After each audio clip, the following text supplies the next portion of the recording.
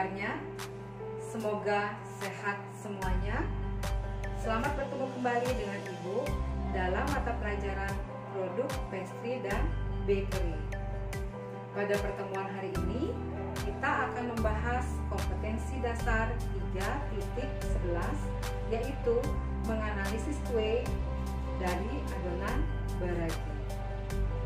Namun, sebelum kita membahas materi ini, terlebih dahulu anak-anak harus mengetahui tujuan pembelajaran menganalisis kue dari adonan beragi. Tujuan pembelajarannya adalah mendefinisikan kue dari adonan beragi, mengklasifikasikan jenis-jenis kue terbuat dari adonan beragi, menentukan bahan-bahan yang digunakan dalam pembuatan kue dari adonan beragi, menentukan alat-alat yang digunakan dalam pembuatan kue dari adonan beragi, menentukan prosedur pembuatan kue dari adonan beragi, menentukan kriteria hasil kue dari adonan beragi, menentukan teknik penyajian kue dari adonan beragi, menganalisis masalah pada pembuatan kue dari adonan beragi.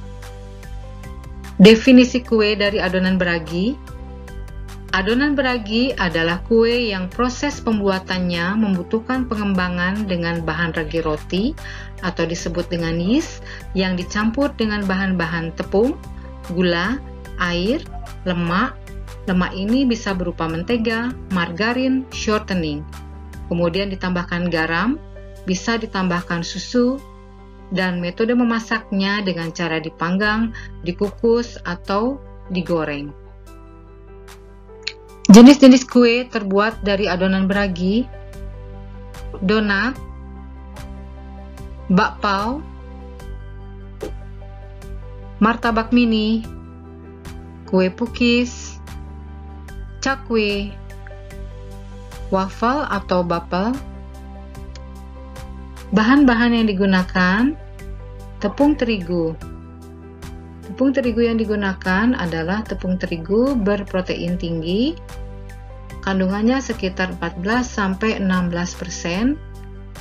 dan juga tepung terigu sedang dengan kandungan protein antara 11-13%.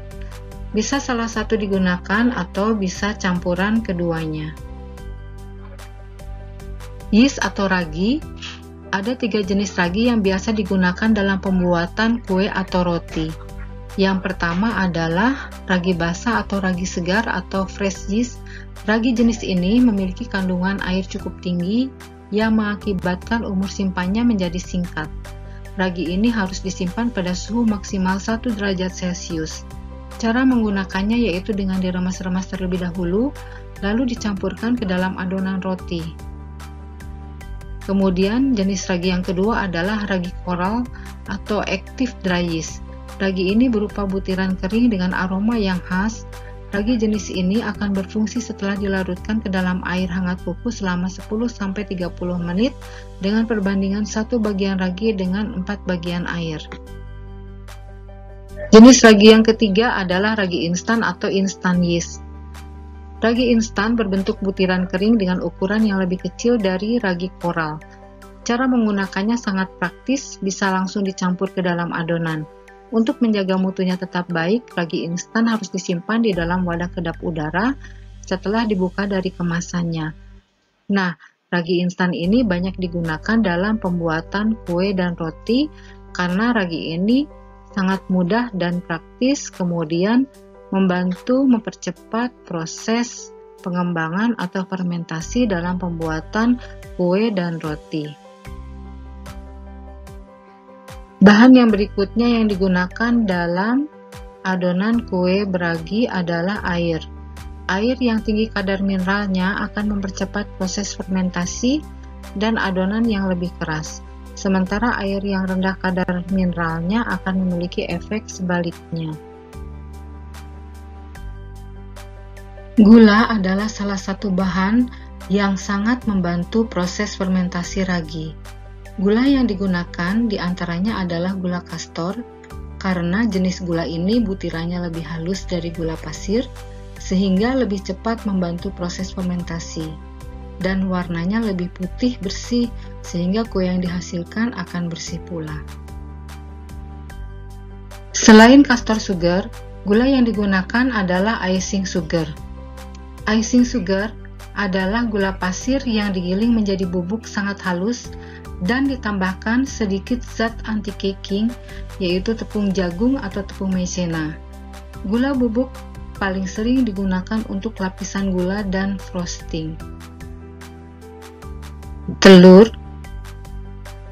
Dalam pembuatan kue, telur berfungsi sebagai pengikat adonan.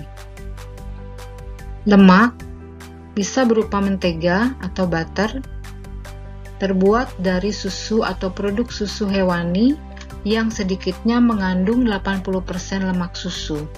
Lebih mudah meleleh bila diletakkan di suhu ruang.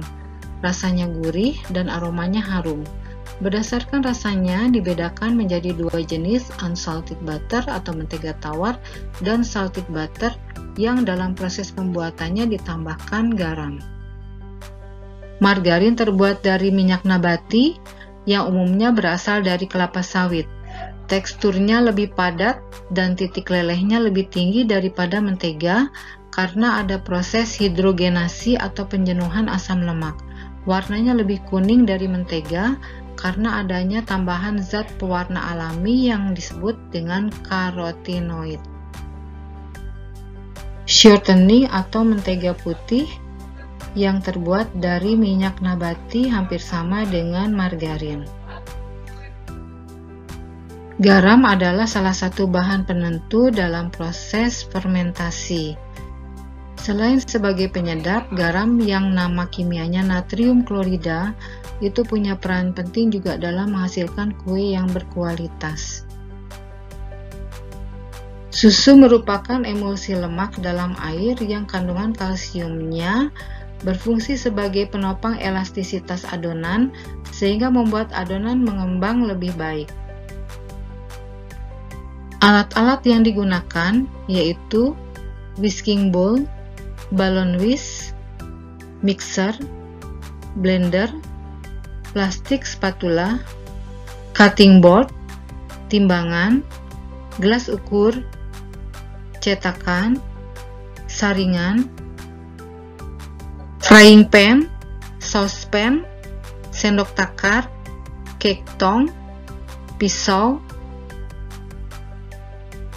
garpu, rolling pin, panci pengukus, kuas, scraper.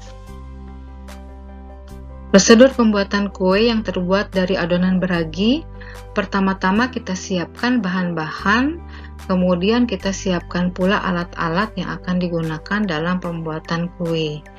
Setelah itu campurkan bahan-bahan sesuai dengan resep dan prosedur kerja, dan setelah menjadi adonan, kemudian adonan tersebut kita cetak dengan cetakan yang sesuai. Setelah itu kita masak dengan pergunakan metode yang sesuai. Misalnya kalau memang harus dipanggang ya dipanggang, jika yang harus dikukus ya dikukus, kemudian jika harus digoreng ya harus digoreng. Kemudian setelah matang, sajikan kue dengan alat hidang yang sesuai dan suhu yang sesuai pula. Kriteria hasil kue yang baik untuk donat, warnanya coklat keemasan, tidak pecah teksturnya. Jika digigit, kuenya tidak lengket atau tidak alot, kemudian tidak menyerap minyak, teksturnya halus dan lembut, ada ring setelah digoreng. Kriteria bakpao yang baik, kue mengembang dengan sempurna, tidak mengeriput, warnanya putih bersih, kemudian teksturnya lembut dan tidak pecah. Kriteria hasil kue martabak mini, kue mengembang sempurna, tidak mengeriput, teksturnya berserat-serat, dan warnanya kuning kecoklatan. Kriteria kue pukis: kue mengembang sempurna, tidak mengeriput, teksturnya berserat-serat, dan warnanya kuning kecoklatan. Kriteria hasil kue cakwe: bagian dalam dari cakwe berongga, kemudian tidak berkesan padat, tidak menyerap minyak, warnanya kuning kecoklatan, kulitnya tipis tetapi tetap kering. Kriteria hasil kue bapel yang baik: kuenya mengembang sempurna, tidak mengeriput, teksturnya berserat-serat, warnanya kuning kecoklatan. Penyajian kue dari adonan beragi: kue yang terbuat dari adonan beragi umumnya disajikan di atas piring kue secara panas atau hangat sesaat setelah diangkat dari cetakan. Contohnya kue pukis, waffle, cakwe, martabak mini. Tetapi ada pula yang dihidangkan secara dingin. Misalnya donat yang diberi topping glaze agar glaze-nya tidak meleleh karena suhu panas kue, maka donat tersebut harus dihidangkan secara dingin. Nah, sampailah kita kepada menganalisis masalah. Hidangan yang kita buat ada kalanya gagal. Misalnya untuk donat, adonan yang digoreng pecah. Kemudian donatnya menyerap minyak. Warna bagian luar gosong tetapi tengahnya belum matang. Kemudian teksturnya alot dan lengket. Bakpao yang dihasilkan warnanya tidak putih, kulit mengeriput, kemudian bagian permukaan kue menjadi pecah, teksturnya tidak lembut, dan kue terasa padat. Martabak mini, kue mengeriput, bagian luarnya gosong, dan bagian dalamnya belum matang.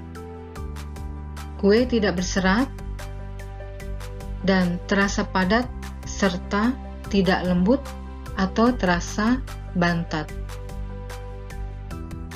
Kue pukis, hasil kue mengeriput, bagian luar gosong, dan bagian dalamnya belum matang, kemudian kuenya tidak berserat, serta terasa padat dan tidak lembut ketika dimakan. Cakwe, bagian dalam tidak berongga, terkesan padat, warna tidak bagus, kemudian teksturnya keras, kulit tebal, dan tidak alot. Waffle atau bapel, kue mengeriput, bagian luar gosong, dan bagian dalamnya belum matang. Kue tidak berserat, kemudian terasa padat dan tidak lembut. Demikianlah anak-anak materi pelajaran pada hari ini.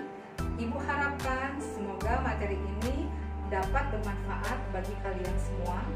Dan Ibu ucapkan sampai jumpa pada pertemuan selanjutnya, di mana kita akan praktek membuat kue dari adonan beragi. Selamat siang.